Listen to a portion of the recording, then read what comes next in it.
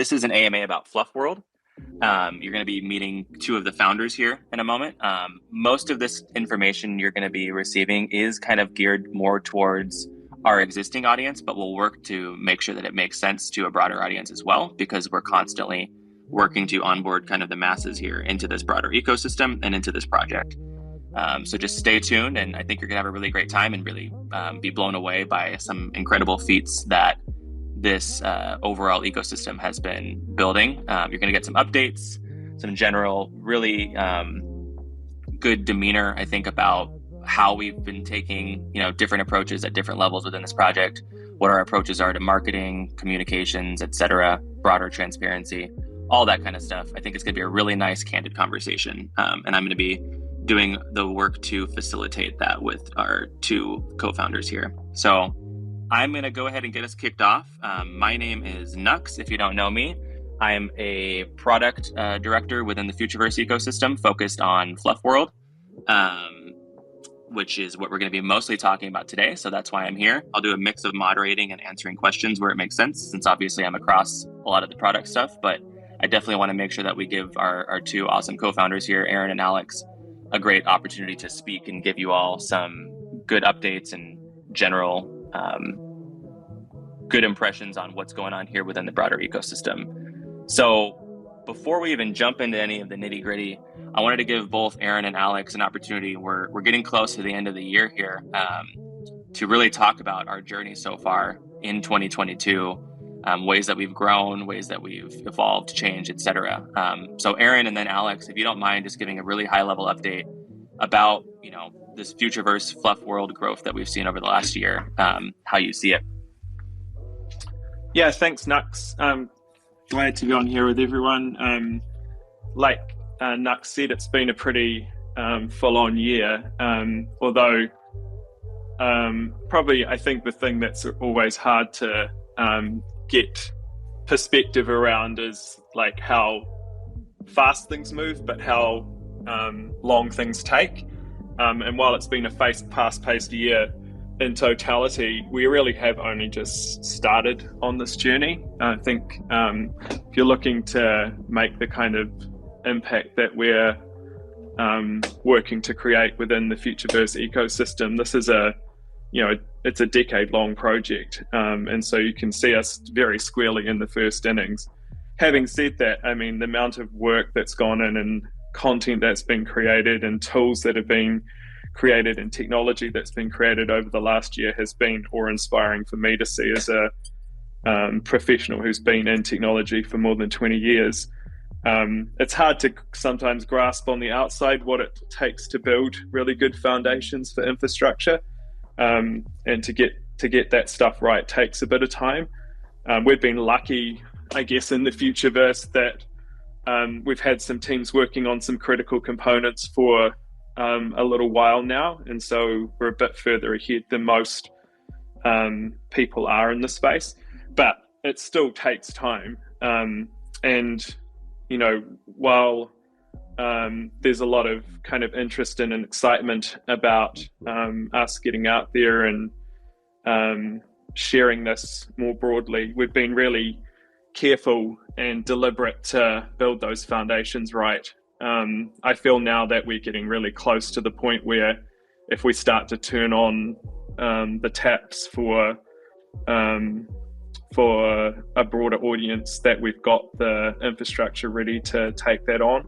And our first test of that really was with the beginning of this project with FIFA. We've had a really good experience in the preamble to launching our FIFA game, which has seen us grow our active Futureverse users now by over 300% within the last couple of weeks, and that's really kind of been a good little mini test for us, I guess, to make sure that all of the things that we have been working on for the last few years deliver the kind of experience we want for people to come into Web3.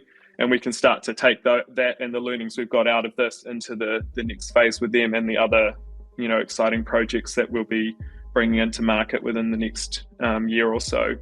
So in general terms, feeling really confident on the infrastructure side of things, which has been our first task, to make sure that when we go and start to communicate with a broader audience, that we can actually turn that into conversions into the ecosystem. I'm feeling really good on the content side of things, so that when those people come in, there's a rich world of things for them to engage with. I'm feeling really confident on the partnerships that we've got. I think they're world class, and they're going to kind of really provide the opportunity to communicate Web3 and the open metaverse in a meaningful way to large audiences outside of this space. And all of the boring, annoying corporate legal structuring stuff that we've had a entire team working on for the last year or so is looking in good shape too. So there's a lot of stuff under that iceberg that I think it's hard to get out there and give everyone an update on, because it is, some of it's sensitive in nature, some of it's either commercially sensitive or timing sensitive, so we don't want to kind of blow the bullets at the wrong time in the market. But it's all in a good space, and as soon as we start to turn those taps on, I feel confident we can take that attention and turn it into really great outcomes for the ecosystem. I'm not sure how I'm supposed to follow that, as always. I guess just kind of coming back to the initial question of the journey to date this year. Aaron's talked at a very high level across the entire Futureverse ecosystem. But for me, I mean, even just that comment that it's been, just over a year that all of this really kicked off is kind of mind-blowing to me. Definitely feels like it's been much longer. And, the fact that we've, just as Non-Fungible Labs, scaled to about 80 staff now, I mean, even that in of itself, growing a company that quickly comes with, a whole raft of challenges to overcome in terms of facilitating the best way to build your team structures and deliver on product. It's very easy to move quickly when you're a smaller company, but as you start to bring all of these things together and the 14 or so different products that we have, make sure that they're all built in a way that makes sense long term. We're not just kind of focused on delivering for that kind of specific piece of hype in the market, but really build something that can stand the test of time and can continue to exist for years, decades to come. That's really been the most interesting and fun kind of and challenging. Yeah, I guess interesting and fun challenge to kind of tackle over the last year, and especially as we start driving everything together under Futureverse. To look at the wide variety of different companies and products, services all offered under this. I mean, even just on an organizational level, that's a massive hurdle to understand how you bring tech companies, creative studios, games companies, payment providers, etc., all together. Has been, it's big, but if it was easy, everyone would do it, and that's what I find the kind of greatest part about this is actually so much of what we're doing there is no roadmap for. You don't have existing use cases that you can reference because a lot of it has been done for the first time. And sure, we'll make mistakes at times. No one's perfect. Even the best make mistakes, but we'll continue to learn and do the best that we can to deliver the most long-term value for the community and build something that can actually stand the test of time. Yeah, and I think Beautiful. That's kind Thank of you a both. key thing is like just to keep that in mind is that the entire focus here is to build something that is genuinely sustainable and genuinely can make a difference. I think the the thing is that a lot of people talk about the metaverse, and a lot of people are excited about it, but we've never ever seen an example of it actually working. You know, this idea that we have in our head is a meme, and you know, we've been kind of talking about the concept for a long time, but showing in reality what's that magic product experience that's different to what users can get today hasn't actually happened anywhere. And so doing that, you know, work, that hard work to make that come to life has been the work and the effort for the last few years, and particularly in the last year, a lot of those things have fallen into place. And I'm really, really excited by what the team's been able to put together. And like Alex said, now we've got, I think it's 11 companies in the Futureverse, each bringing a specific piece of that puzzle together, and then assembling that puzzle in the last year, you know, will set us up for a very, very good 2023. Nice. I'm going to jump a little bit out of order here because that was a great segue. I mean, that concept, even of what you just highlighted, Aaron, of, you know, these different somewhat disjoint pieces that I think any of these individual companies left alone to their own devices could deliver something really, really meaningful. And that's what we've been doing. But really this ability to kind of wrap a lasso around all of this and spearhead this change around basically taking the meme of the metaverse and making it an actual real thing that people find magic in and value in. That vision has evolved over the past year. I'd love to hear from both of you, like how that's, like, maybe even some specifics, if you don't mind, about how that vision has evolved over the past year. Yeah, I mean, I think, like, and honestly, this is something as an idea that I had more than 5 years ago now. It wasn't called the metaverse when I first put it down on paper, because that wasn't something that was like a popular parlance. But the idea of being able to provide a user experience that allowed communities to be in charge of their interaction with different applications, and be able to bounce between those applications in a more seamless way than they can now, and have greater choice about the things that they participate and share on, and better control of those things, was something that I was really excited about 5 years ago. And we mapped out 5 years ago what were the, you know, user experience journeys that needed to be true in order for that to happen, and what were the bits of technology that existed and which ones didn't, and where do we need to do research. And so we started to collect, like, these different bits of the puzzle. And what happened in the last year was really the icing on the cake, which is, like, now that you've got some of these components, and you've done that kind of work on the infrastructure side, what do you use to create user funnels into that? And that's where most of our community has become engaged, is in that side of things, which is the content funnels.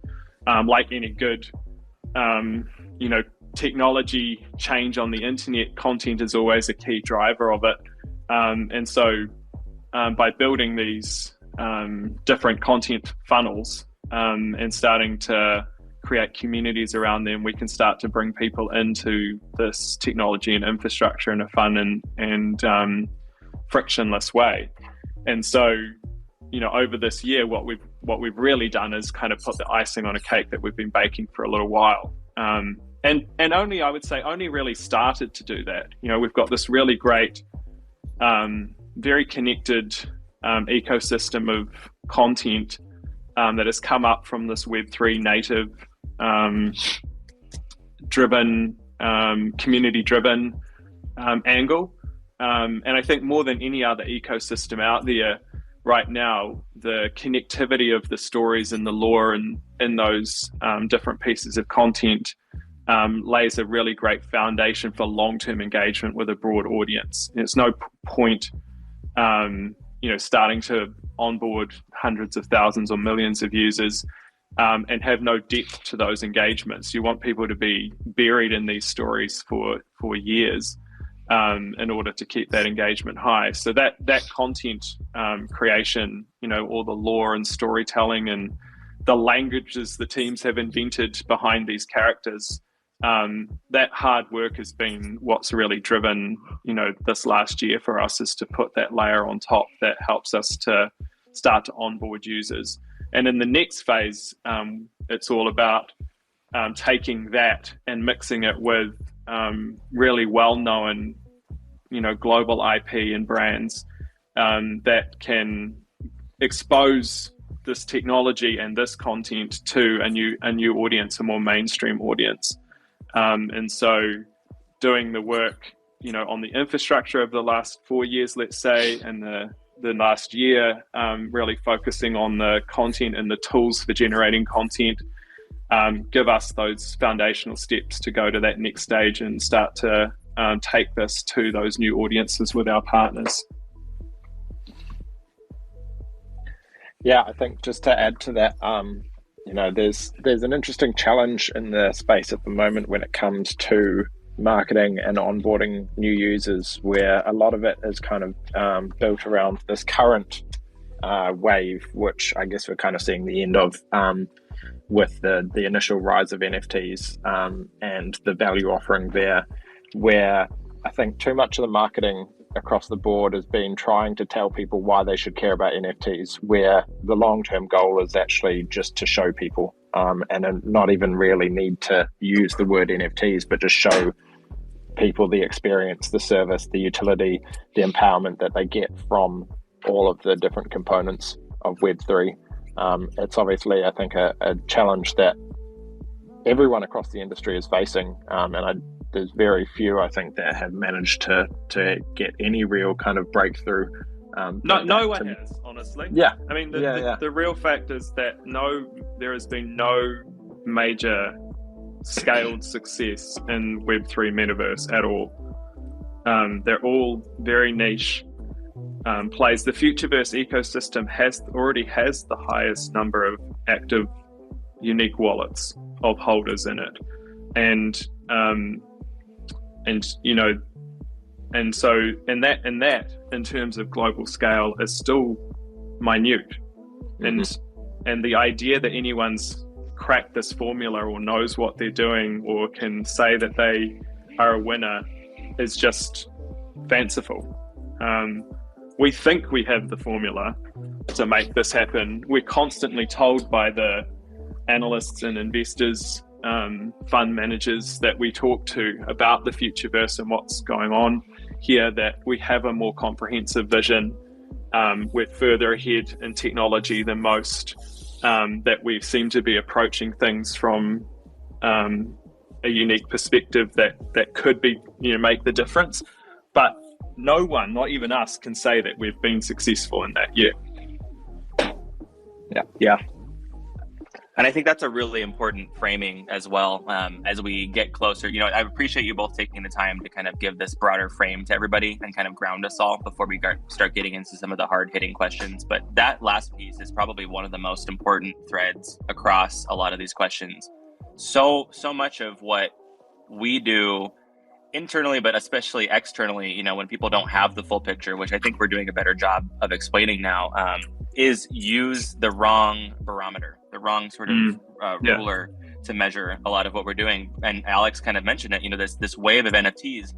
You had this plan in your mind for years, Aaron, even before this massive bull run around NFTs came into being, right? Yeah.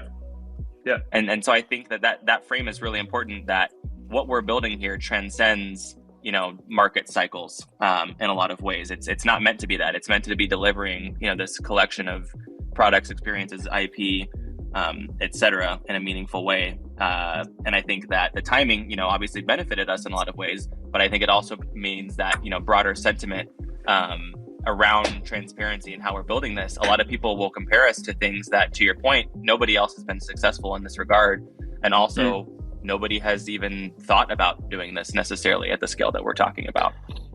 Yeah, and I think it's more like for me, like personally, I'm excited that we're in the market that we're in, because what's happening now is that projects who have thought about the long term are the ones that will be able to get the cut through in these cycles. People that have built the infrastructure in order to address those new audiences in a way that doesn't feel like this old cycle, because they weren't enticed into it anyway. Those audiences that got into the that last cycle that we had, they're there already, and the 95% of people who didn't get into that, 99.5% of people who didn't get into that, are looking for something else already, because they didn't make the choice not to get into that last cycle. And so we feel really well positioned to give them that something else. And we're not, the yardstick, like you said, that we want to be measured by is not the successes that have happened in this space. We want to define what success looks like in this space. Right. And I think it can that's be right. it can be frustrating when you're so passionate about something and you're like, why don't people get it? But then I think that's just a symptom of the fact that obviously the product offering and all of that isn't at a point that, if you can't explain it that easily, or you don't even need to explain it, you just show people and they get it. That's, you look at Instagram, they don't have to market because people know what it does out of the box. So that's where, we are very fortunate, not just, us, but everyone on this call, to be innovators, really. If you look at the kind of adoption curve over product life cycles, like the only reason that we're all here right now is because we are inherent risk takers and we charge towards the unknown and try and make kind of sense out of the chaos. And that's kind of where I see us at the moment. We have this incredible opportunity to take all this tech that still people can't, they know something's there, but they can't quite package it in a way that will cut through to the masses. That's where I see, the biggest challenge and biggest opportunity for us that we're working through at the moment. Yeah, absolutely. Well, I'm gonna read the room here and say that we've spent enough time at the higher level here, and I know the community in general has been asking for more transparency around some of our product offerings, and I'm going to kind of spend a little bit more time at the Futureverse level for a moment after this kind of preamble, and then we'll dig more into the FLUF world side of things. But folks have been, I think, waiting patiently, and I think that market sentiment that we were just talking about has shaken people up a little bit, whether because of some of the crazy things happening in crypto in general, or because of just asset values across the board for the entire global economy changing, yada, yada, yada, whatever makes people anxious. I think that's definitely made, a change in general sentiment, not just for our collection, but I think broadly. But I think there's also a piece here which has to relate to some of the stuff you've been talking about and eloquently putting Aaron and Alex around this bigger challenge that we've taken on than I think anybody in the community could have anticipated. We know there's a lot happening behind the scenes. We know there's a lot of partnership stuff and broader announcements that, we can't quite talk about at this moment. But the purpose of this AMA is to answer the questions that we can answer. Not saying, oh, this is happening soon per se, or, we can't say that, yada, yada, yada. Like where we can, we want to make sure that we are giving answers. So before we jump into questions, I took some of the type form questions that were asked by the community and sort of filter that into a flow kind of a conversation that we can all have. Once we get past some of that, then we'll open it up and start having people up on stage to ask questions directly to us. Does that sound good to you guys? Yeah. Cool. Awesome. So I think in general, like I said, I'm going to start at a broader level and then we'll filter a little bit more in. Aaron, I know you have had a lot of different channels of communication, tweets, etc., around the Root network, and I kind of wanted to just give you a platform to talk about the Root network, how it's progressing, talk a little bit about the Root token, anything along those lines that you feel comfortable sharing today. Yeah, so I think from a technology perspective, everything's really good and going well, on track. From a delivery time point of view, what we have done is taken the decision to delay a little bit the launch of the token publicly. I mean, I think anyone would agree that firing that bullet in this market is probably not going to produce the best results for everyone. And this is kind of something that I know can be a little bit frustrating for community members sometimes, that we alter the dates for delivering some stuff. But there's always a good reason, and those reasons are grounded in what's going to create the best overall result for the community. Whether that's because we weren't happy with the quality of something, or because the market timing wasn't right for that bullet to be fired. It's always done because we want to make this thing a success long term. And so delaying that launch of the token, I think would make, anyone would be struggling to make an argument for doing it right now. And we certainly don't want to waste that bullet. We think it's a really important one to get right. Obviously at some point it has to happen. We can't kind of keep holding it off forever. But we wanted to give as much time as possible to kind of get past this current cycle of news and market volatility before we got out there. The good thing is that all the technology stuff has progressed really well, and so the infrastructure argument I made earlier is still a solid one. In fact, probably better prepared now than we would have been initially to do that launch in the time frame that we had originally hoped to do it. Network's looking good. Token, we are ready to go as soon as market opportunity opens up and we get a bit of clear air for everyone. And I think that's the case for a lot of the announcements we've wanted to make. When you've got the kinds of bullets, or what should I call them, ballistic missiles that we've got in our bag to fire, you want to make sure you do that when it's going to have the highest possible impact in the market. And I think we can all agree that right now is not the right time to waste those bombs. Yeah, for sure. I guess a couple other questions about the root network that I'll just rapid fire to you. Would you like to speak at all about kind of allocation? Obviously, you're not going to, spill the beans like, oh, this specific asset does blah, blah, blah, blah, blah. But I know there's kind of a frame here. And between that and kind of this concept of, there wasn't a token sale, right? That's a pretty major component that a lot of people don't quite understand, if you don't mind speaking to both of those.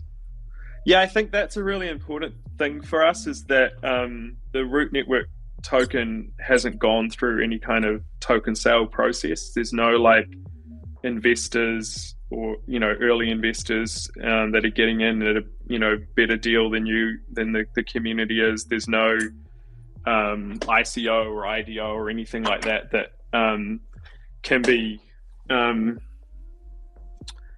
be used as a way to kind of disadvantage community members in any way. And so I think that's quite a unique thing. Also from a kind of, if we look at the regulatory landscape, I think it puts us in a pretty unique position too, being, one of very few layer ones that will have gone to market without any kind of token sale.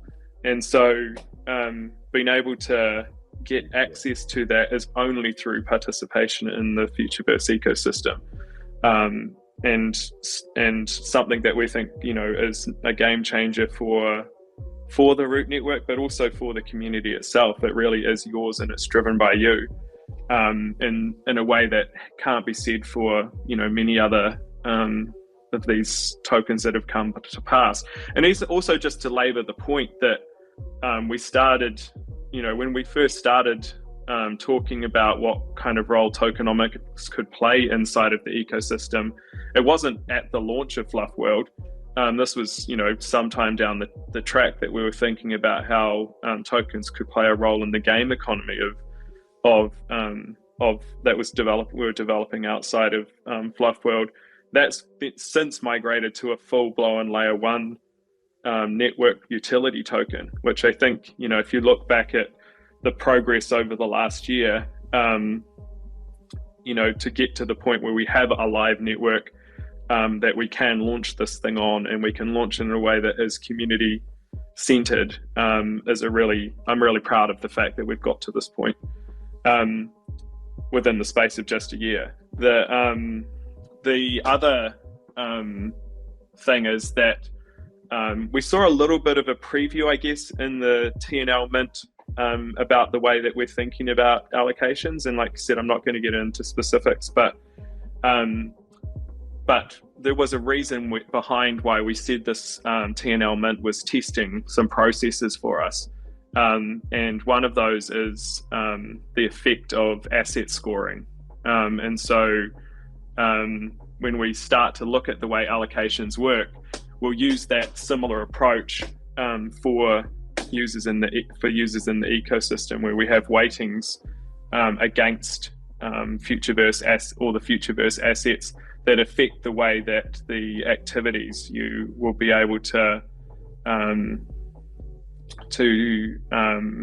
be involved in collecting root tokens or earning root tokens are weighted by those same kinds of wallet scoring metrics that we used within the TNL Mint process. And so I think this gives us the opportunity to reward people across the Futureverse ecosystem, and do it in a way that respects the fact that some people were OGs and they were here a lot earlier, and respects the fact that some of the assets were OGs and those assets were here a lot earlier, and gives room for those who came along later or got into some of the collections that were further down the track. I think a really good system for rewarding everyone in the ecosystem, but taking care of how long people have been around and what assets have been involved in that process for those individuals.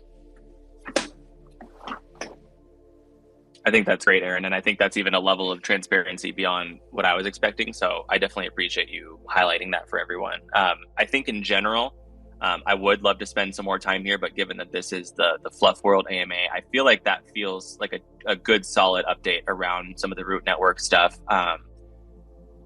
In general, when should people expect to hear more about the Root Network?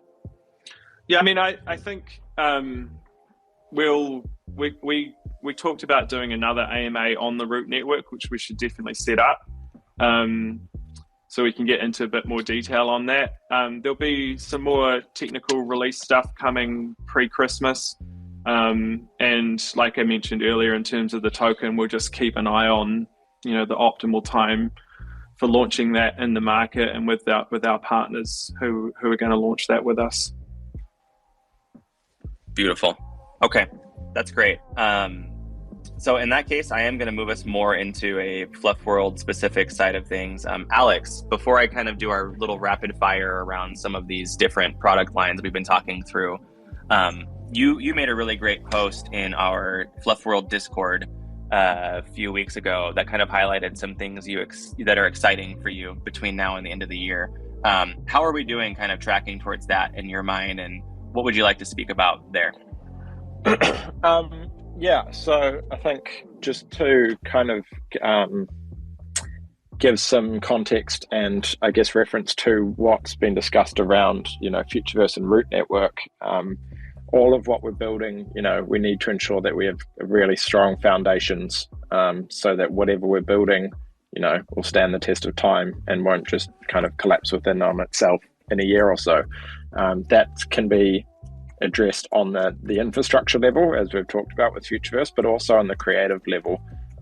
It's very easy to kind of rush products to market in this space when they're kind of standalone and you can just build off them over time. But at the point that we're at, where we have, I've lost track of how many different products, but and every single one of them plays a unique role in the wider world and economy, and even just looking at the different types of economies, resource economies, social economies, all of these sorts of things, how they all play together within this one environment is crucial, that you actually have as much of that stuff mapped out as possible before charging too far down. Oh, this is going to do this or that's going to do that.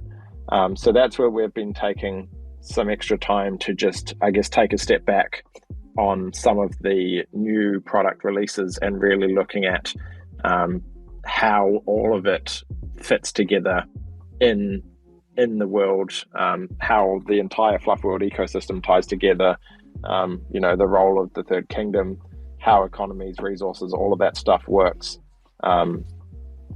has been a crucial stage, which I think it's not something you necessarily see from any other projects in the space either, because so many of them have, 1, 2, maybe 3 collections max, where we're at maybe 5 times that. And the level of immersion that we're trying to build around these different collections and how they all interact requires, that full in-depth game theory perspective. That's, why big games take 4 years to make.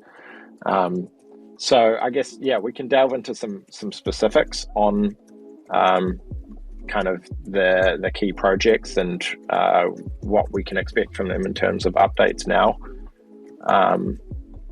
Is there anything that you want to target on first? Well, and I'll name something and we can kind of talk about it. Before I do that, I really appreciated that frame, and so I'm going to kind of reiterate it just for everybody who's listening.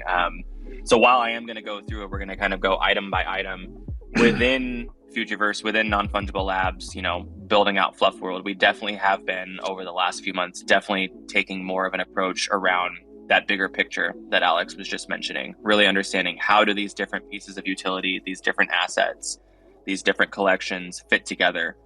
Some of the questions that we got were, I want to know what eggs do. I want to know what this does. I want to do, yada, yada, yada. And we can get to that as part of this conversation. But so much of that is actually, predicated off of this concept that in these experiences that we're building, it's not so much about what one item does. It's about how the items interact together as part of that overall experience. And so those questions, without you, having that experience right in front of you, become a lot, not difficult to answer. I think we could, give a stab at answering them. But I think that it's one of those things where it's a lot better for us to show you than to tell you. And even down to, influencing what people buy, like, what do the levels of the eggs do and things like that. Again, we don't want to spoon feed everybody what their strategy should be for collecting and playing this sort of meta game that we've been developing for such a long time. So just wanted to give that little nod that, Alex is 100% right. That's been a big focus of the work that I've been doing, is really piecing this together into a cohesive experience for everybody. So I'll just start firing some stuff off, and we'll try to get through this part of product updates relatively quickly. Let's talk about thingies. What's next for thingies? Sorry, I was just, my phone was trying to tell me I'd spent too much time on Twitter today, so I was changing the settings before it kicked me off. Thingies, we've got the next stage of utility rolling out this week for. So as we've talked about, kind of thingies currently are in the sort of dream state. This next stage is kind of lucid dreaming, so it allows people the ability to influence the stylistic direction of the artwork being created. So we'll be rolling that out this week. I think people are going to really enjoy playing with that. And then there's a lot of other development that's gone on in the background in terms of how we can utilize, these AI protocols to deliver not just what's currently kind of expected across the industry from the likes of Midjourney and DALL-E, but also expand far beyond that. I won't delve too much into that right now, just to say that you can expect a update on Thingy utility this week. Awesome. So let's talk about Buzzies then, our other kind of, analog on the Party Bear side. Dr. Maddie's been doing some pretty interesting digging around, it seems like. Yeah, there's been a few posts coming out. You'll see a lot more of the lore start to reveal on Buzzies and the role that they start to play in the wider ecosystem. And you'll see a lot of the actual Buzzies characters themselves start to come to life and reveal over the next month as we lead up to Christmas. Beautiful. in the light of talking in the general Party Bear space, there's a lot of stuff happening there that I think is rather complex. One of those being kind of this concept around swappables. I would love to just get your general take on that, Alex, to kind of share with the community, because I think a lot of people think it's as simple as just slapping a new pair of clothes on a Party Bear and it's done, and also think that we're only thinking about the idea of swappable traits from the context of Party Bears when it's actually much broader than that. Yeah, I think swappables can be thought of more at almost a kind of protocol level across the Futureverse ecosystem. This concept of asset interoperability and composability, customization, and dynamic NFTs extends far beyond just swappables on Party Bears, although that's one key use case. So all the work that's going into mapping out and understanding how all of this kind of customization can exist in one specific use case like Party Bears is also then being taken as a lens across, okay, well, how does this work across the much broader ecosystem of customizing your character?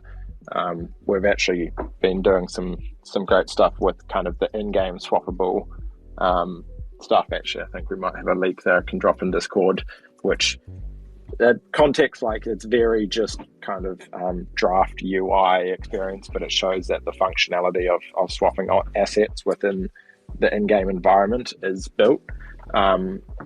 So I can drop that into Discord shortly. But yeah, obviously, we want to be able to deliver on this kind of composability nature of assets and kind of bring more dynamism to NFTs as a whole.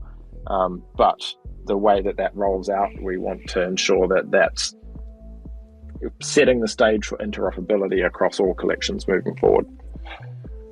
Yeah, really well said. I'm going to stick in the general swappable Party Bear space here for a second. Let's talk about, I think mintage is an interesting one. And we don't want to go too much detail because it's not fully our space to, go and give all the different details there. But I think a lot of folks came out of our last AMA a little bit confused. I feel like it's important for us to just really quickly highlight the value that we're providing and make it understandable, why we're bringing this up. Because we put a lot of work into this, I think, as a team. And I think it's important that the team, the broader ecosystem, our audience understands the connection there. Do you want to take a crack at that, Alex, or do you want me to kind of speak to it? Yeah, I can just at a high level. I mean, the Mintage project is something that we're supporting across the board. They were looking for partners within the space, and especially when it came to our kind of technical capabilities, they were kind of blown away and, wanted to ensure that they were partnering with some of the best on offer there. So we've been working very closely. Nick Adler, we've been working with for a while when it comes to the Snoop Dogg stuff. But I think just as a high level, if you look at the industry as a whole, so much of this space is built around how do we kind of reimagine what communities look like in the future, especially in the digital realm.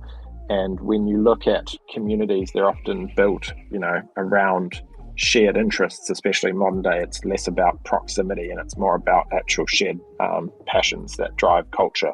And, music's a big one of those, but fashion in particular is a massive component of identity and culture.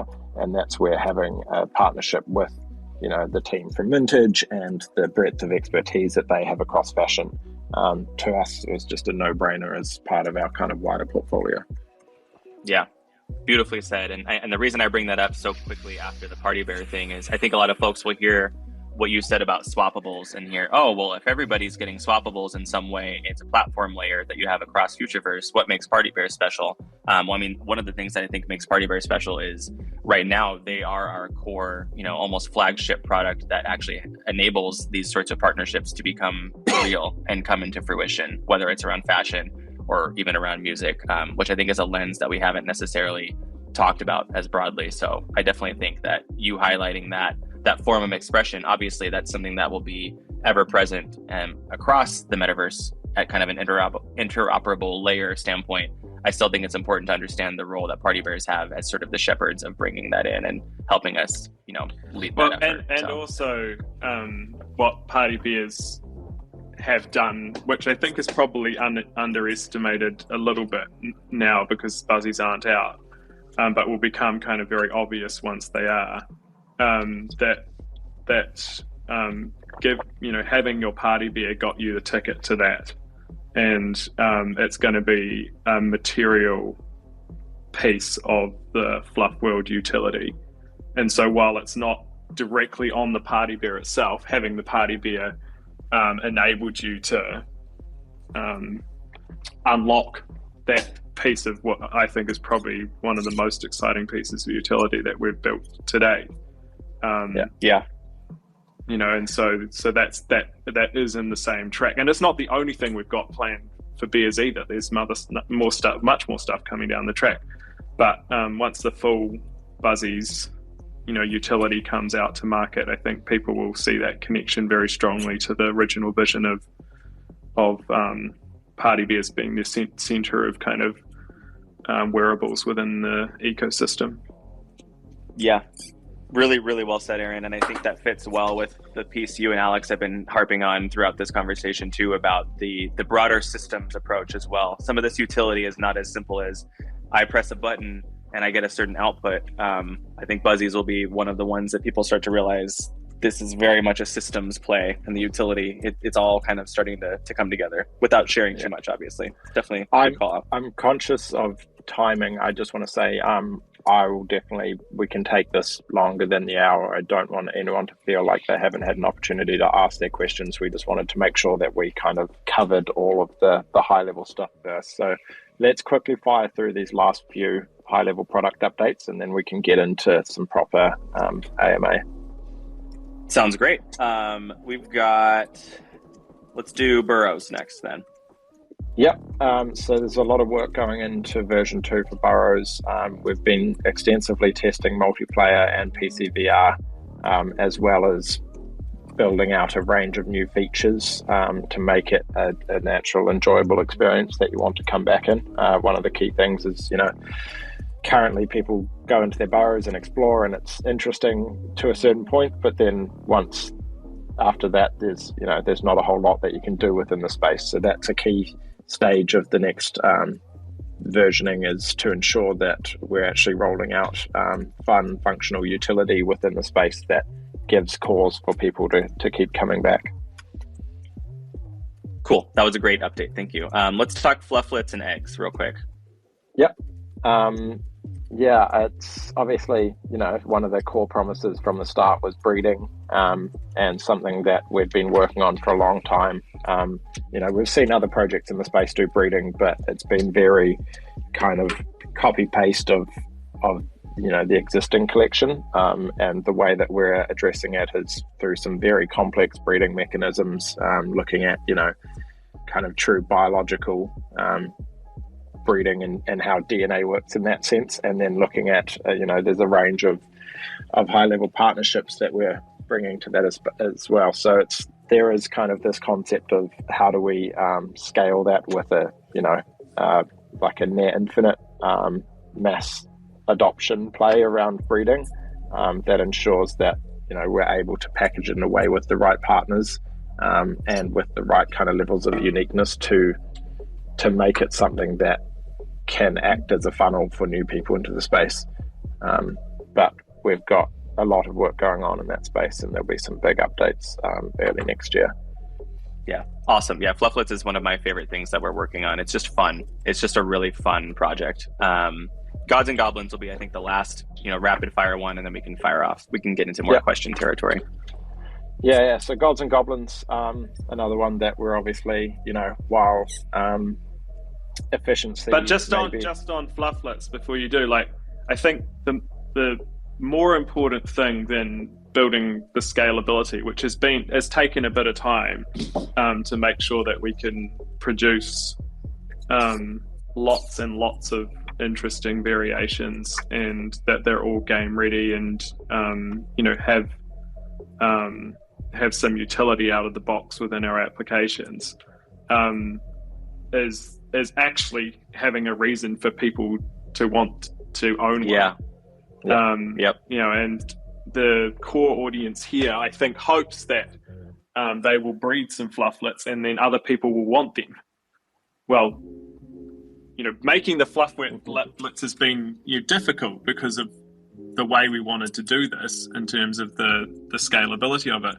But actually, what's more important is that when we launch, there's a reason to have them, and so that as we've said before, that application stuff does take a bit longer than the NFT PFP content cycles that everyone's been used to, and so trust us that the reason we've delayed this is not been for any other reason than we wanted to make sure we have all of the ingredients ready to make it a success when we do. Infrastructure, both on the content creation side of things, but also on the rationale for someone wanting to have a FLUF blitz. And I think the same can be said around Gods and Goblins as well. This is something that we want to ensure that we deliver properly and have the right mechanics in place to ensure that when we aim for a broad audience, it makes sense in terms of the product offering and how people onboard and engage with it. The next stage is coming soon, and to date, we want to get this live as soon as possible. The leaks that we've been putting out, the quality of it is phenomenal. But yeah, it's the thing with this as well is we're conscious it's not something that anyone has actually spent any money on to date. Well, apart from us, we've spent a lot of money on it, but no one in the community has. It's not like we've sold something and then people are waiting for specific product utility, and that's where with a lot of the other stuff, we want to ensure that those that have actually had financial buy-in from the community itself is actually receiving utility as well. Yeah, I think that's totally fair. I think I'm going to segue us in an interesting way. So I think Gods and Goblins is an interesting one because I'm not ready to jump to open questions because I do think there are some big ones that people asked us. But around the topic of like marketing and comms even, I think, for example, some of what people are highlighting, like the reason people ask about Gods and Goblins, to your point, Alex, is not because they are concerned about their financial piece. I think it's that a lot of people thought, oh shit, something's about to happen with Gods and Goblins. There's this really awesome trailer. We're starting to get some different stuff happening in this realm. But then we kind of, it felt like from an outsider's perspective, like, oh, never mind, we've got some other stuff going on. And we've talked about that a little bit, like the reasoning behind some of that. I'm curious if either of you wanted to speak to kind of that, what seems like a pivot, but which is really more of a bigger picture way of looking at things, or we can kind of talk about kind of our marketing approaches and strategies and how we're improving that moving forward.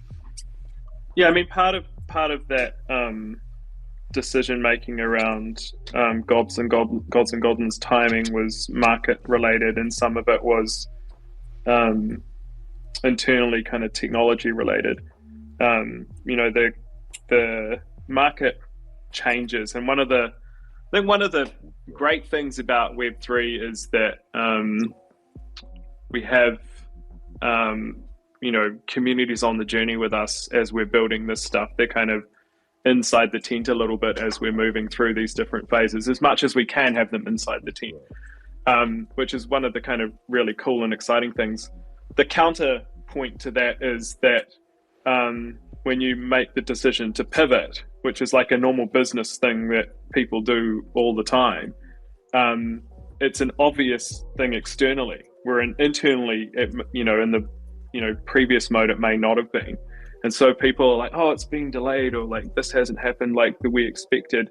And so there needs to be trust both ways. Like if we're sharing things earlier and involving community in the journey earlier of creating something, and things do change, then that's something that we shouldn't look on as a negative thing. That's actually a normal thing that you wouldn't have had the opportunity to be exposed to before because you weren't inside of that process of creation. And so, trust us that we're making those moves because of the right reasons, and give us the ability to do that without that being a super negative experience. And I know that it's largely because people are excited about it, and that's a cool thing, but that trust that comes from being part of the process of co-creation and being involved in the journey early also means that sometimes we're going to say something and it doesn't pan out exactly as we thought, because we were so early when we started that communication with you. So it's a give and take scenario.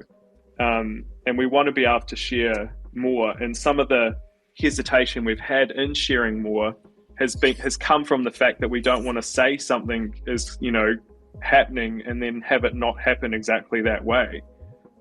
We think those changes, ultimately, everyone's going to be really excited the reasons why those changes were made, but we're also feeling a little bit tentative about saying, putting another stake in the ground, or, saying that this is going to happen here or there, because we get, blasted on the other side of it. So this relationship has to be a two-way thing.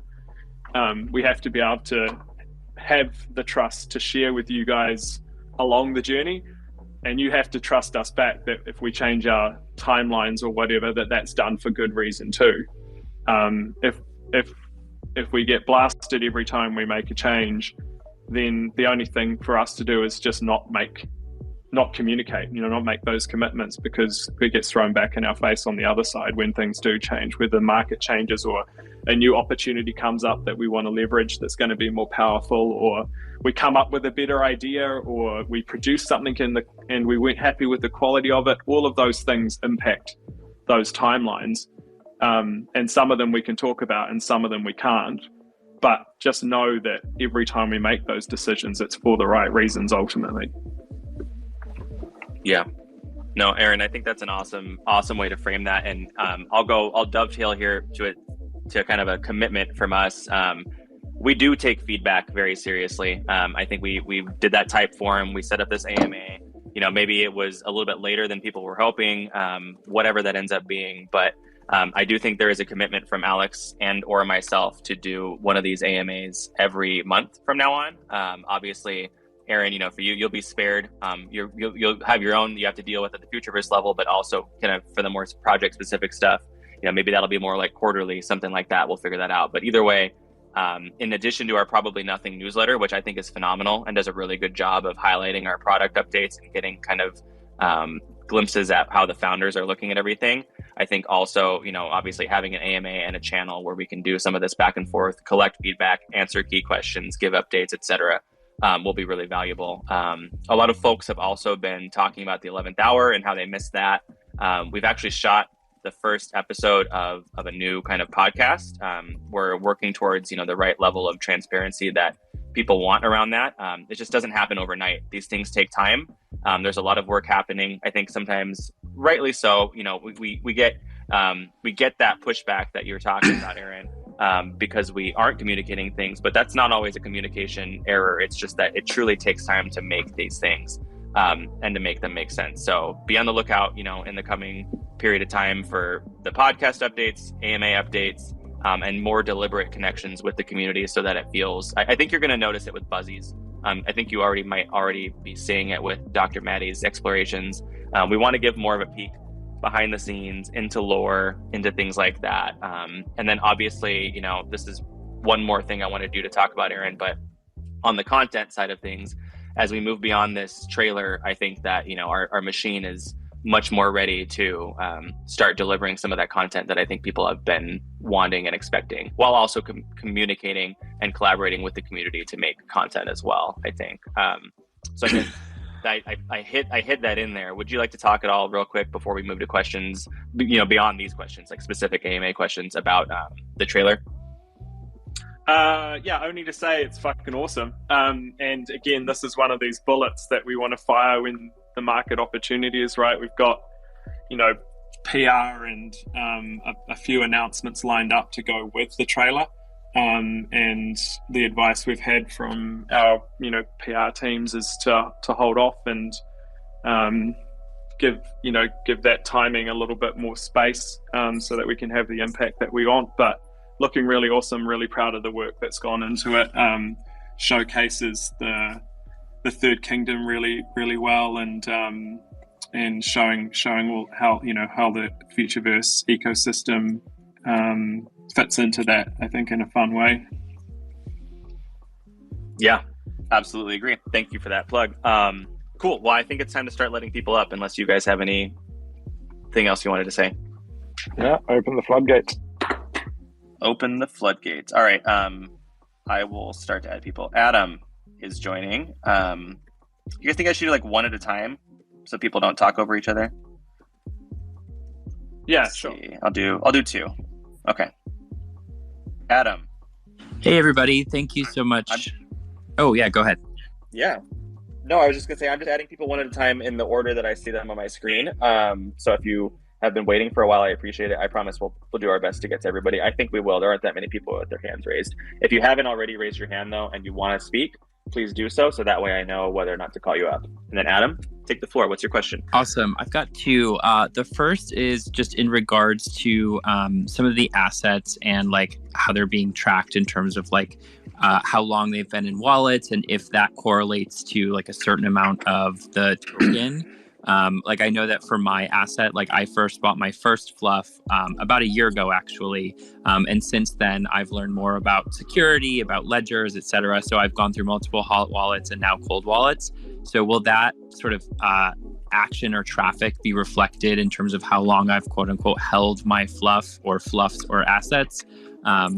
Is the team thinking about that level of complexity, or more like, a FLUF has been in a wallet for this many days, therefore it qualifies for, this many tokens? Yeah, I mean, I think we have to be careful what we say here, for lots of reasons. But like I said earlier, we think we've designed a system that enables participants in the Futureverse ecosystem to earn root tokens and have those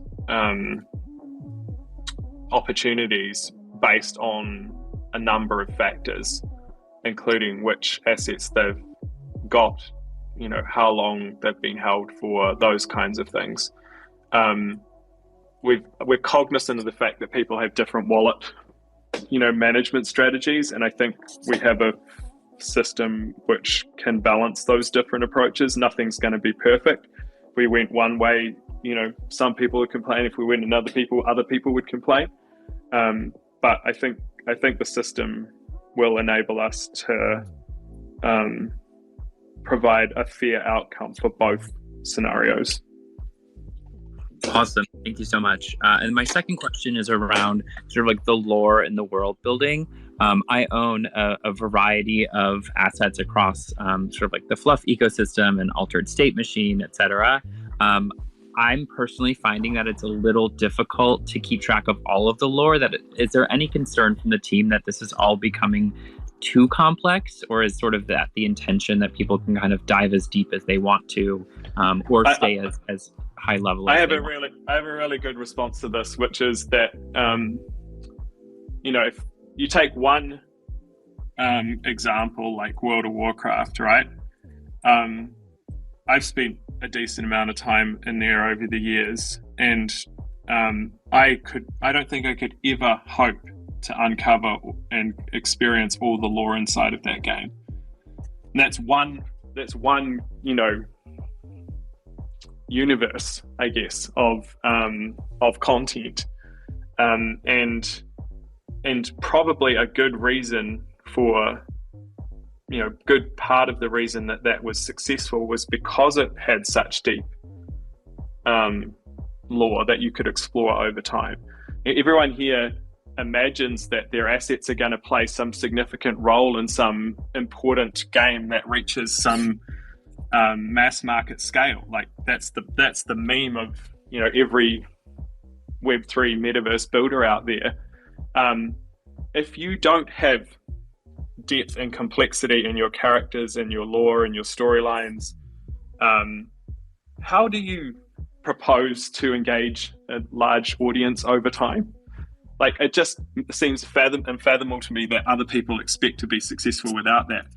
And not everyone has to know everything. You might spend time delving into this particular narrative with a character that you fall in love with, and then you get bored of that. Okay, what are you going to do next? Well, you're going to go and explore the next narrative with a different character. that's what people do when they engage in these experiences. And so I'd say complexity in law is a critical ingredient in actually scaling something to mass market that can be successful. Awesome. Thank you so much. I really appreciate it. And I know our thank you for coming up, Adam. Wants to know everything about everything all the time, and that's cool. That's really cool. And we probably have some super fans that do get their head around everything. But I spoke in Melbourne at a conference recently on this topic about kind of scaling adoption. And it's really important to think about segments when you're having these conversations, because the idea that every user is the same segment as you is a flawed one. We want layers of users, and those users fall into different segments. You're in a very niche segment, actually, which is early adopters who are super fans and who are participating in the economic game the meta game that's been played. The vast majority of users will just be players that are experiencing a particular application experience within the Futureverse ecosystem or within the Third Kingdom. So they're not going to come into it with the same perspective as you are. They're coming into it through a different onboarding experience. They're going to come in through it for a different play experience, and they won't necessarily be here for the same reasons that you are either. And expecting everyone to be that type of segment, I think, has been a fatal flaw of the approach to building utility and audiences within the Web3 space. They just won't be. And asking us to make everyone the same as you is not a good outcome or a reasonable outcome. The fact that we have this smaller community of dedicated fans who are in there playing, the full spectrum of the game from the economy upwards, is awesome for those people who are in that niche segment. They can benefit from everyone else who's just there to do their little thing inside of the ecosystem. Awesome. Thank you. Really appreciate it. Love it. I forgot that when I add somebody, it takes them a second to actually get added. So we'll add our next person, and Adam already left. So that's great. We got plenty of room on stage. Tybo, I'm going to add you. And I'm going to add a couple other people at the same time, just in case. But Tybo, go ahead and ask your question. Shit. Unless you're not ready. Hello? Hey, we can hear you. Yeah, I'm using this app within my within my computer. I lost my phone in Melbourne, and I got COVID. But besides that, I guess. Oh, did you? Yeah.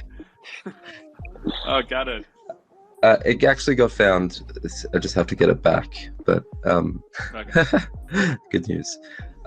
We were talking earlier in the Discord about just because I've been within the community privately and publicly in the Discord, and one of the feedbacks that I wanted to share and ask was, like, people want to just be informed when things happen, but it's not about like getting into details. Like with Gods and Goblins, I thought it was really good what you guys did with the community involvement and follow the path. And I think in general, everyone's expectations was like, oh, what's going to happen next?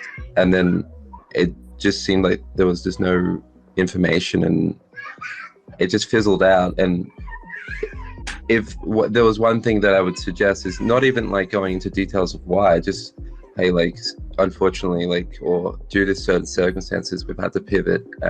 We're still working really hard on Gods and Goblins, but just sit tight and we'll get there.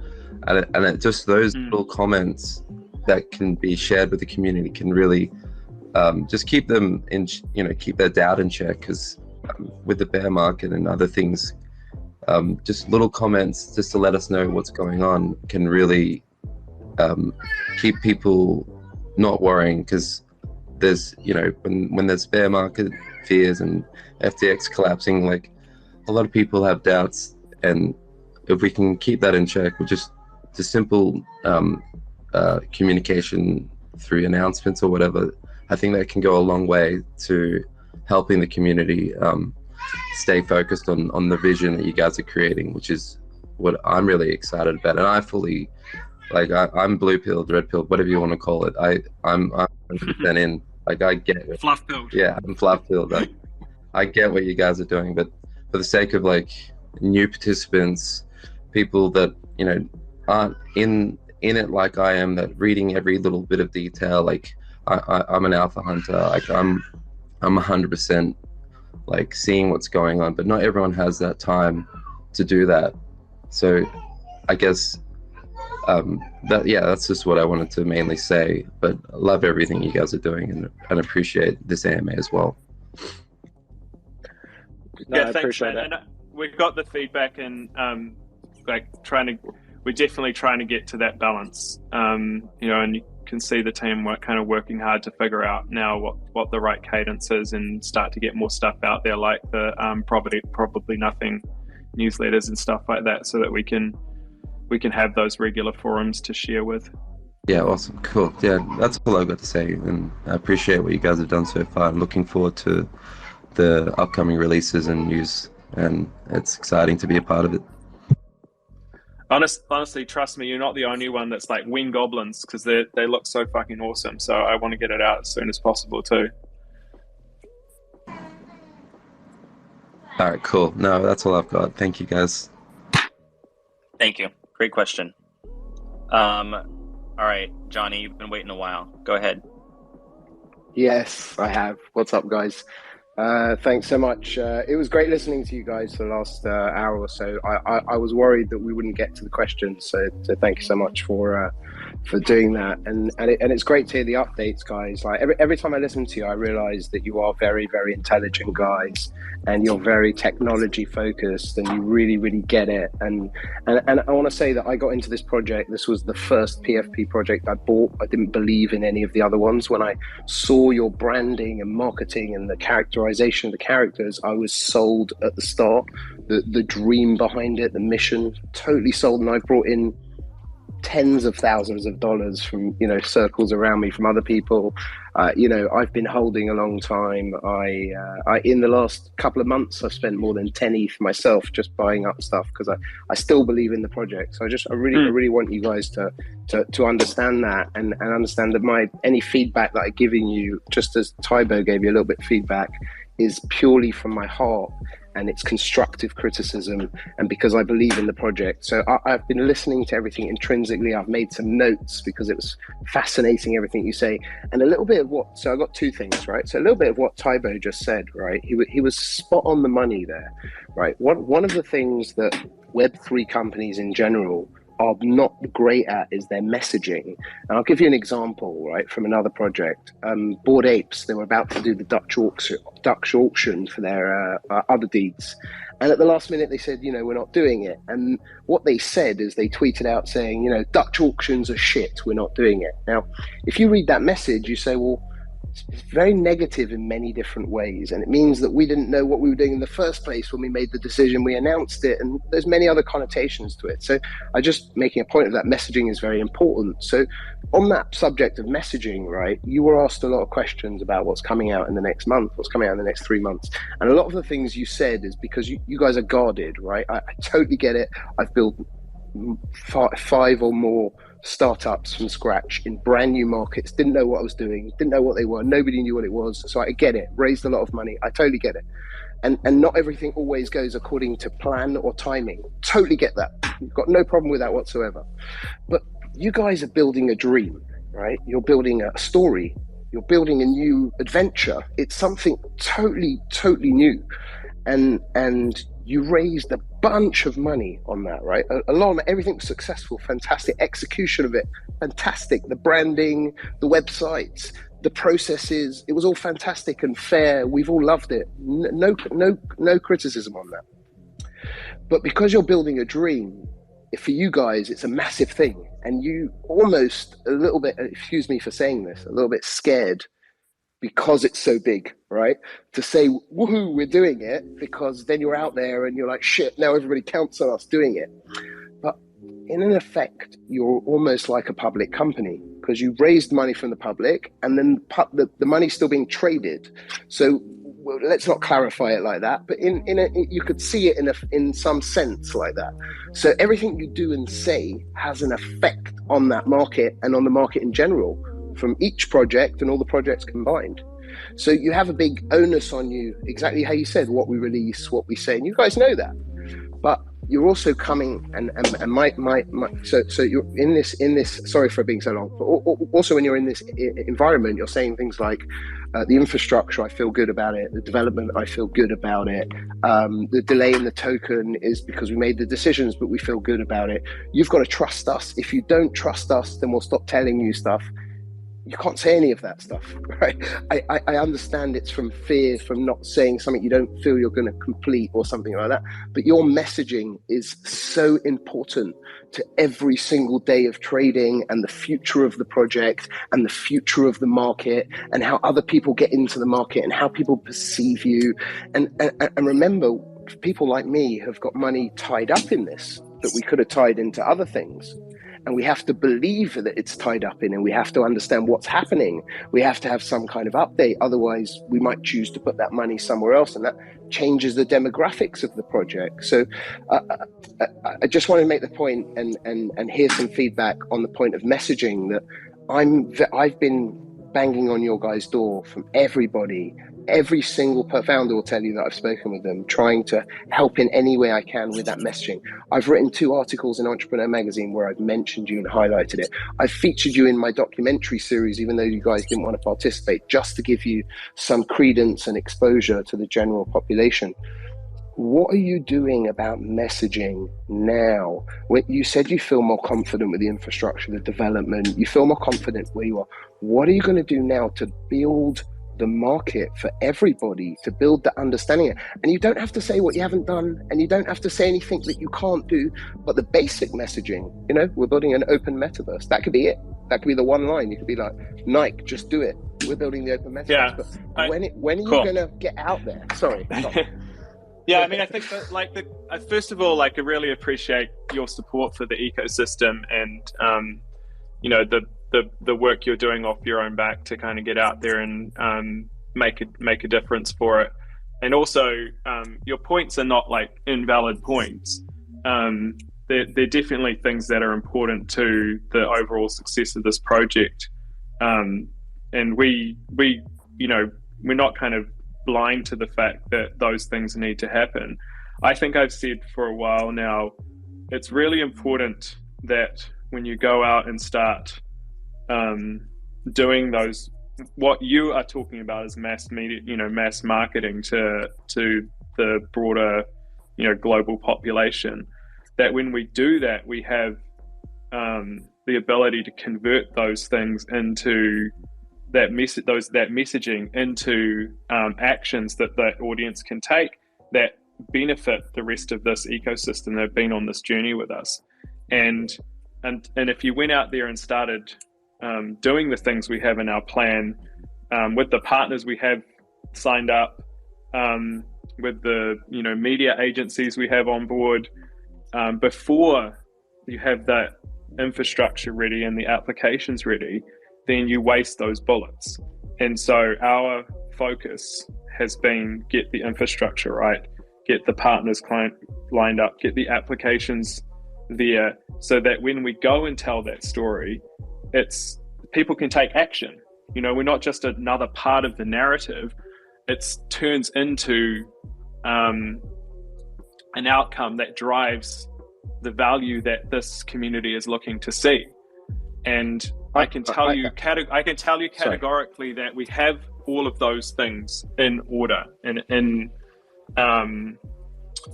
within the work that we've been doing. Talk about brand messaging and positioning and strategy. We've been working with one of the best people in the world, someone who has an agency, a boutique agency that has 6 clients, including the likes of Google. They only work with the best people in the world. And we have a whole brand architecture, brand strategy, brand messaging, comms plan around those things, new brand identities, PR plans lined up behind that, PR agencies lined up to drive those. All of that stuff exists, and we'll push that button when we've got the other, foundations in place that turn that activity into actions. I've done this. This is my first rodeo. I'm a marketer by trade.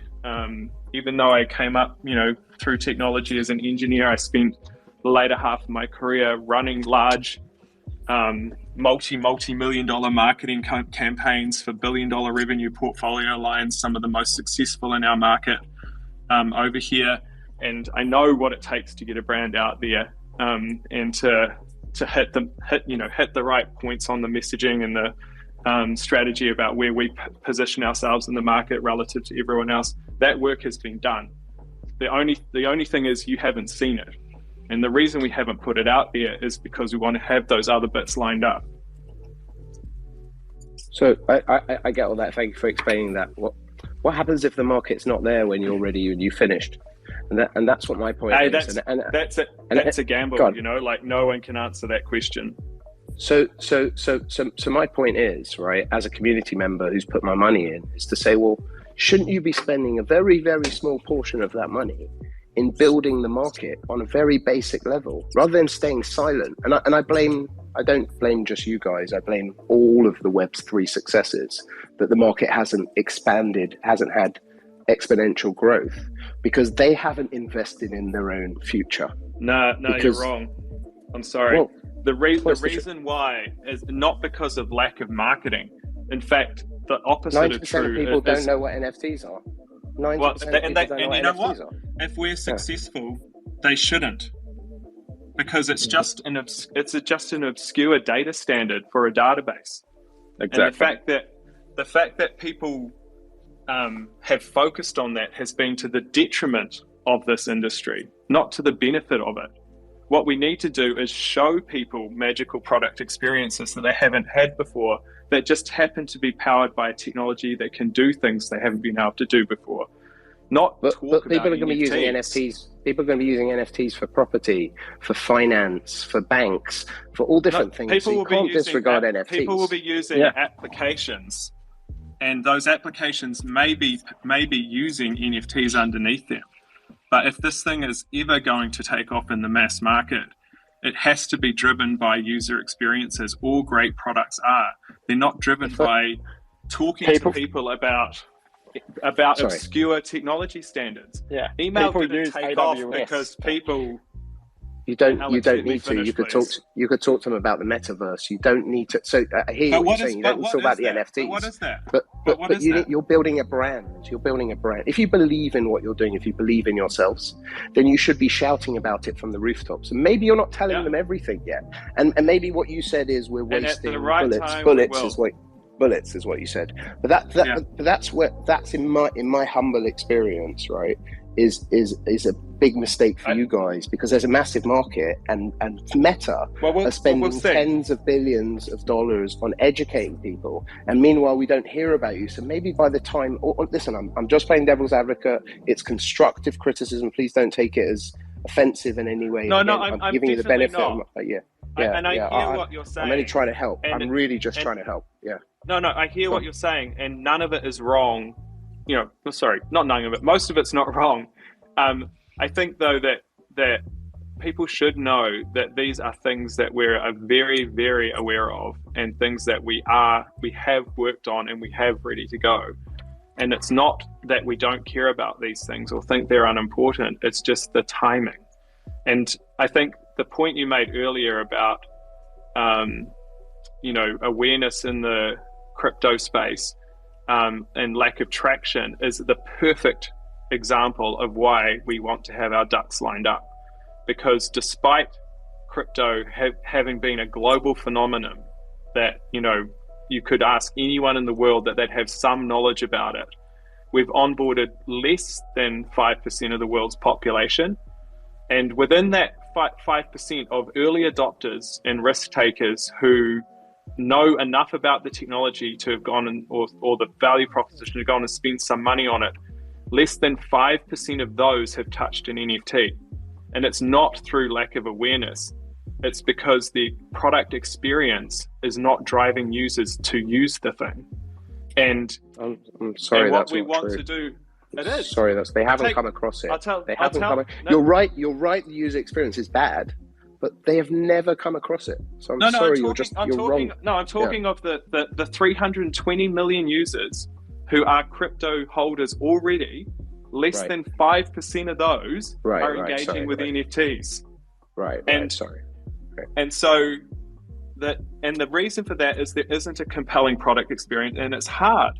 We look at like a really good example of this was when GameStop, I think, launched, and they put out this tweet saying only 8 easy steps to buy an NFT from our marketplace. 8 easy steps? Are you fucking kidding me? We've had one-click checkouts for generations now.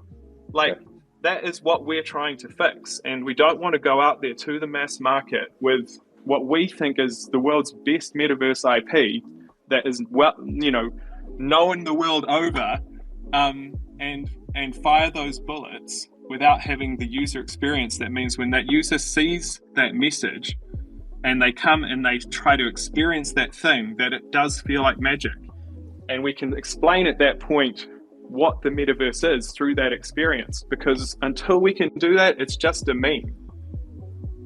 I hear that, but you're building a brand. The only thing I disagree with, I think you should just build a brand. I think you should do it as fast as possible. I think you should push your PR company to at least just wait and see.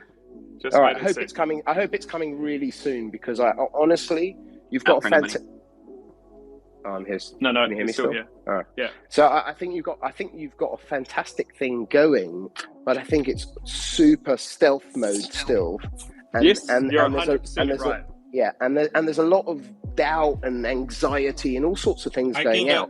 And actually, that's a prime time for attack. Yeah, we agree. Everything is right. Yeah.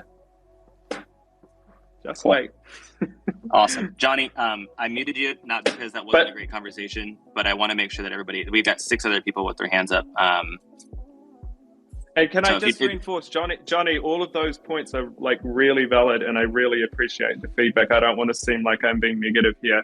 I appreciate you being part of the community. I appreciate asking the questions. And I want you to just, like, the feedback from me is, I get it. We hear you. It's under control. Okay, we appreciate it. And just let us help a bit, right? We all want the same things. So. Yeah. Thanks, man. Cool. Yep. So the mute their mic button doesn't work, apparently, whenever you're hosting. So just as a heads up, I tried a few different times there just to make sure. Johnny, that was really good. I don't mean that as a point of disrespect. It's just that I do want to make sure everybody else has the time to come up.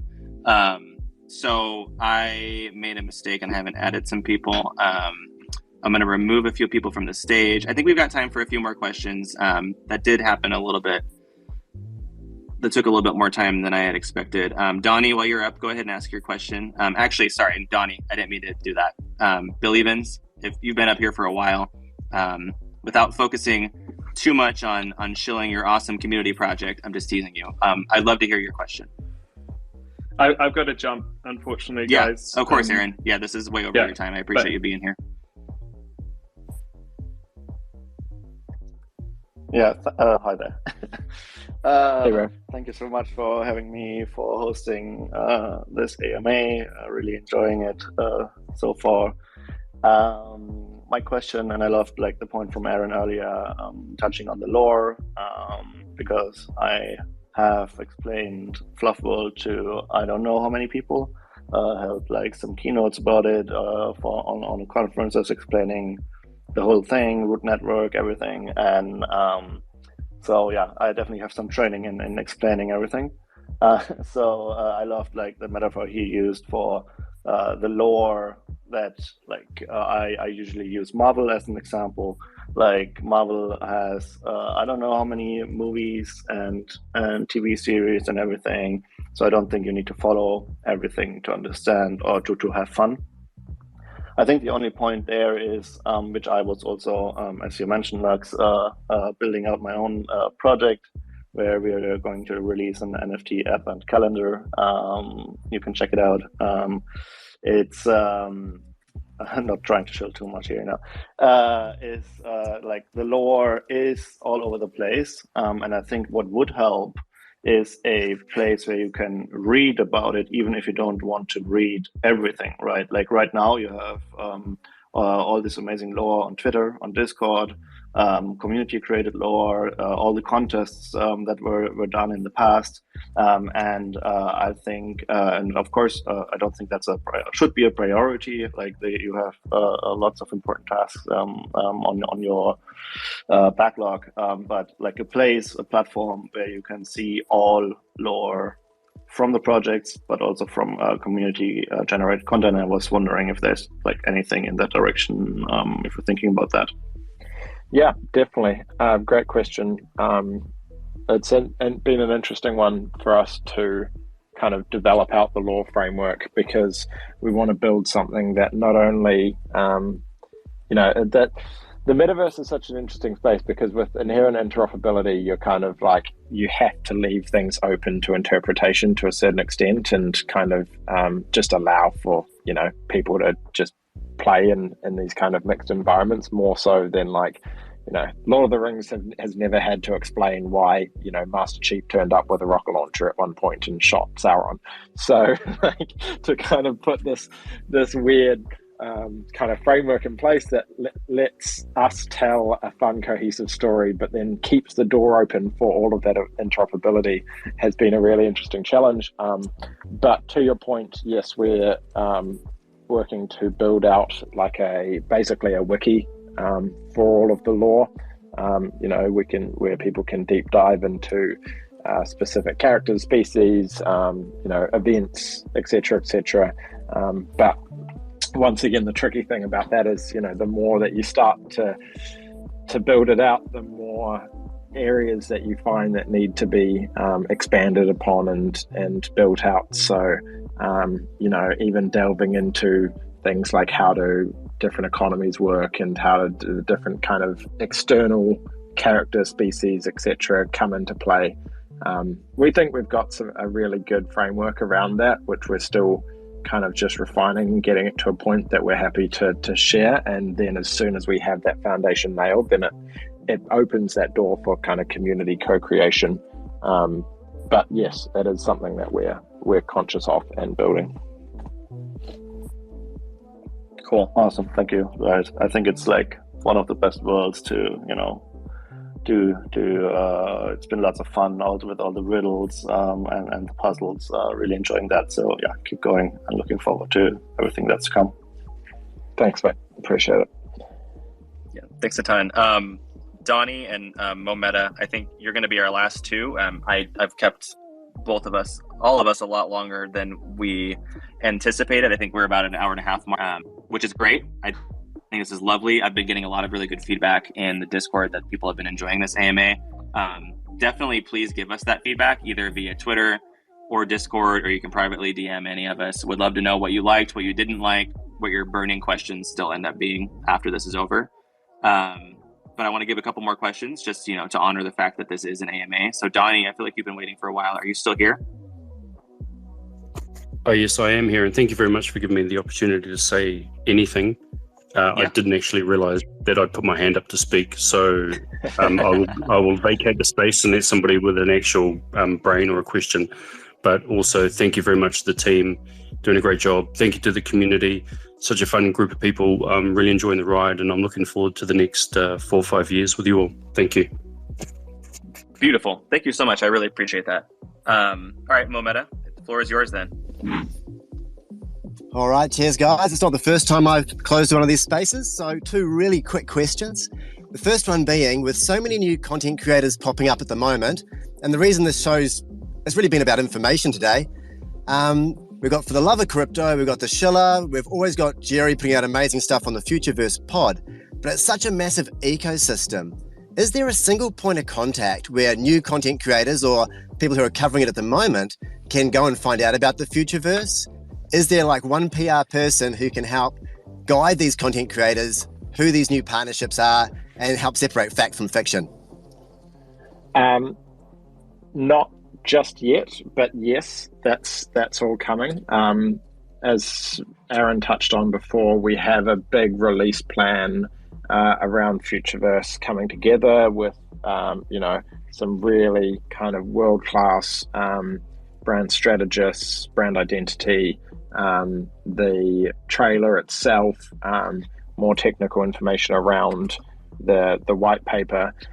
So in that sense, yeah, it's going to be a constantly evolving process, and especially when it comes to something as complex as the Futureverse ecosystem, it's no small feat to build out a kind of bank of knowledge resources that allow people to delve in at the level that they want to, and the kind of the area that interests them most. I think the content creator part is something that I'm really excited about in terms of as we build out more tools and more kind of in-game experiences, allowing people to kind of play with their assets in new ways and create content without necessarily having to be an expert on a specific tool or topic or whatever that may be.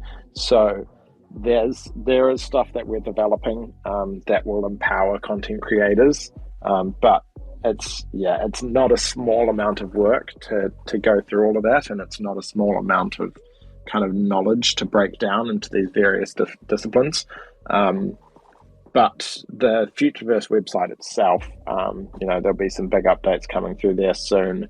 And then as we continue to roll out, just building out the core messaging and understanding, I guess to our earlier points, yes, obviously being able to kind of break it down into like an elevator pitch, but also being able to just show people rather than telling them why they should care or why they shouldn't get involved, to be able to have the various products, tools, etc. at the point where you can just showcase it, and it makes that onboarding so much easier because you're not having to convince people why they should care. The user experience is there and they can see firsthand, oh, okay, this is really interesting and that's why I want to get involved. Yeah, I appreciate that. That's a good answer. And a lot of us really enjoy these YouTube videos that come out because they help us, just with our expectations. They keep us involved. We learn new things. Now, this last question... I learn new things from them sometimes, to be honest, because even for me, like, it's with the scale of Futureverse now, it can be difficult to kind of keep up with everything that's going on. And as we're kind of bringing all these resources together internally, we are putting a lot more focus on how we facilitate that kind of sharing of knowledge and communication, not internally and externally, and balancing the two of those. Now, my last question, it's a bit of a selfish one. I live in Bondi Beach. I really want to rep FLUF World when I'm hanging out at the beach in a t-shirt or something. How soon can we see some merch? Are we going to see are we going to see a drug receipts FLUF World collaboration before the party packs, or do we have to wait? So on merch, I mean, speaking entirely candidly, we've been through 4 different merch partners, I think, in terms of trying to roll out our global merch store, and have unfortunately been let down numerous times. Our newest partner have come highly recommended, and work with some of the biggest brands in the world. So, fingers crossed those headaches are over. We've got a whole bunch of samples that are going out right now and being tested, because we've kind of rebuilt some of the existing brand that we had done for South by Southwest and that sort of stuff. So that's all in, the final stages right now. Something that we're working really hard to get out as soon as possible. So yes, definitely, this summer you'll have some FLUF World gear to rep at the beach. And in terms of your question around drug receipts, I mean, the stuff that they've been doing in terms of like augmented reality clothing has been really cool. And I'm actually meeting with their team later this week to talk kind of long-term strategy. So there's not too much else that I can say on that point there, except to say that space of the kind of I hate digital as a word, but it is kind of the merging, like, then don't use reality clothing. Okay, let's just kill it. Let's find a better one. Augmented reality clothing to me is it's really cool. And when we talk about user experience and onboarding people, to me, that's kind of one of the most fleshed out and developed offerings that exist within the Web3 industry is augmented reality clothing. People get it. It's easy to understand. It's easy to engage with. And that's something that personally I'm really fascinated by. But, we already have so many products in development. So once again, it's about ensuring that we're weighing the effort and impact across anything that we're building at the moment. All right, I appreciate your time, and good things take time. We love what you're doing, and thanks for doing the spaces this day. Appreciate it. Thank you, and thank you so much. Questions. To kind of wrap us up, first off, for anybody listening, when Alex said you'll have merch this summer, most likely he lives on the other side of the world. If you're in the U.S. or anything like that, so don't freak out too much. Just wanted to give that little bit of clarity there. Summer down here is like December through March. Exactly. So it is summer for you, even though it sounds like it's been really cold and not pleasant for you all lately, even though it's almost summer, which still blows my mind. Getting there. Yeah, it's getting there. But I think this was a success. I think there are still questions probably burning in a lot of people's minds. And, the good news is, because we've kind of, built this structure between this, our Probably Nothing newsletter, pending podcast coming up in the future, I do think the overall comms commitment is going to be a lot more solid. On top of everything, some of that alpha you and Aaron leaked a little bit around, kind of our overall marketing, brand strategy, PR, et cetera, from a Futureverse lens. So definitely lots of beautiful things to come. I think everything's going to start to make a lot more sense for people over the coming, chunks of time. But this was awesome. I'm excited to do this again with you, Alex, in the future, and we'll see how it goes. But yeah, everybody, make sure to just send us lots of feedback.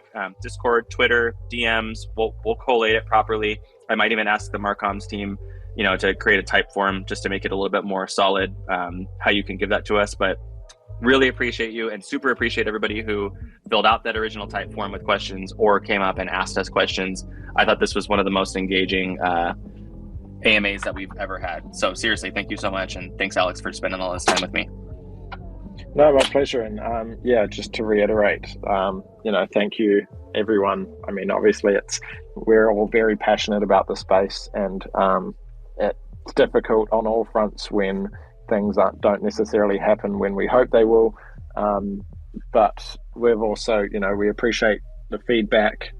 We appreciate everyone kind of raising their concerns around, certain things that haven't necessarily happened how they would like. We take it all very seriously. Community will always be the most important aspect of any of this to us. So, we will do better. We will be more active. We will host these regularly. We will engage with you more. We really appreciate everything that you do in terms of kind of supporting us and championing us in terms of this new exciting development in the growth of the internet. And yeah, just wanted to express some gratitude to each and every one of you. Cheers. Thanks for that, Alex. Bunnies up, everybody. We'll see you next time. Peace. Thanks very much for watching. If you enjoy this content, smash that like button, hit subscribe, and maybe consider watching one of my other videos. Bunnies up!